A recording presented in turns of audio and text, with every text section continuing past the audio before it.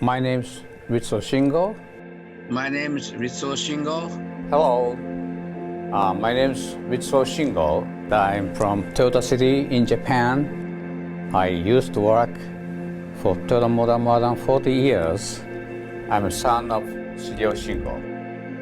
Ritsuo, you are the standard for us. For more than 30 years, our university has been blessed by its association with the Shingo family, first with your great father, and then with you. Mr. Shingo was a friend right off the bat. I just hit it off with him immediately. Just a very thoughtful and engaging person. He's kind and loving and knowledgeable about so many things, and he questions everything. He's always learning. That's something that's very prominent with him. He never referred to himself as I'm an expert in this or that. It was always a very humble reference of I have experiences, I have life experiences, and I hope those will help you. He has a very global perspective of things, and that comes from him having worked for 5 or 6 years in the States, then working a few more years in the UK, and then working for 13 years in China. My favorite memory with Mr. Shingo is when I was able to introduce him to my family. He came to my home and met my kids and talked with them a little bit, wanted to know about things that they were interested in life. And I remember afterward, every single time I met him or I talked to him on the phone or emailed back and forth, he always was asking about my family. We'd be at a facility, for example, that we were visiting on a tour, and I would say, okay, we've only got, about 10 more minutes. And he would always look at me and say, I know I'm over my 10 minutes, but I really want to tell him this story. And he would proceed to tell them that story, of course, which was always value added to the participants. We're at his house in Japan. And then he's taking me back to my hotel in his car. And he says, I did you a favor. Can you do me a favor? And he said, I need help publishing my book. Will you help me?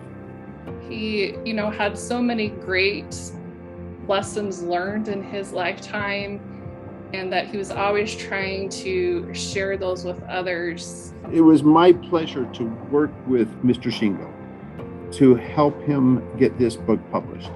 It's largely stories in China about how he took Toyota's first major investment in China and turned it into a profitable manufacturing company.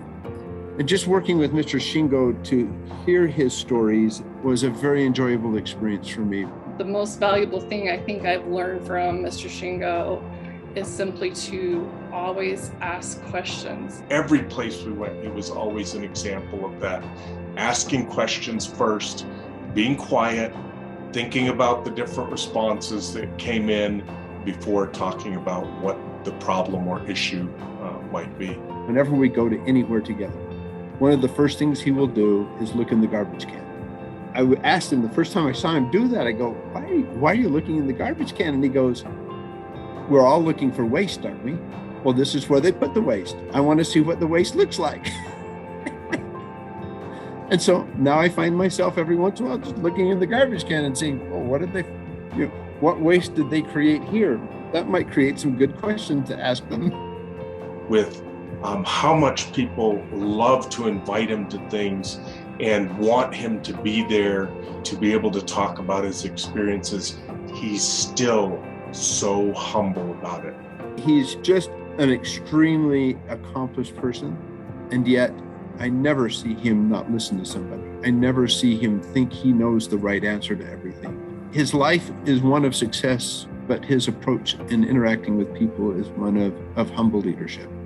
He opened so many doors for us. It's been invaluable to us to have him on board, not only on the advisory board, but also so engaged and so involved with the things that we do at the Institute, to give of his time to help us as we try to help organizations. He never asked for money in return. It was just his way of giving back and, helping other people succeed in life. There's a word in Japanese that he and I like to talk about when we are chatting over dinner or something like that. It is a word called ikigai, and it loosely translates into English as meaning in life, okay? Reason to exist, reason to live. It became especially poignant at a time when my daughter was killed in an automobile crash. And we were talking about how that had affected me and how that had changed to a large degree my own personal meaning in life, and how some things I just didn't find any meaning in anymore, that activities I was doing, and some other things I felt I had to do because of my meaning in life had shifted. And he said to me, and this was one of the coolest things he ever said, he says, helping the Shingo Institute, this is my ikigai. That just tells you where he got his ikigai from, was in helping others, such as the Institute, or helping those who are in development, and not necessarily out of just selling something. And I'm glad that he shared that with me. It made me smile, and it's made me think a lot about how our shared ikigai has been the basis of our friendship over the years. It really has. Ritsuo, I want you to know how much I admire you as a professional, as a friend of this great university, and as a human being. I want him to know how he's changed me and changed some of the world for the better. Thank you for being an example to people. Thank you for being an example to me. Thank you for giving of your time and your talents and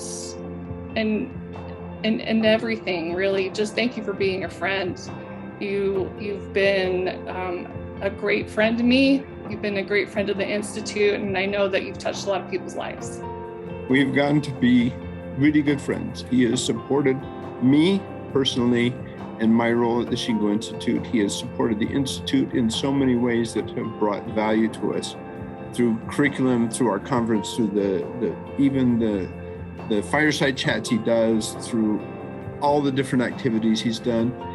And he's never asked for anything other than he's donated his time and effort to do that. So I just want to give him a big thank you.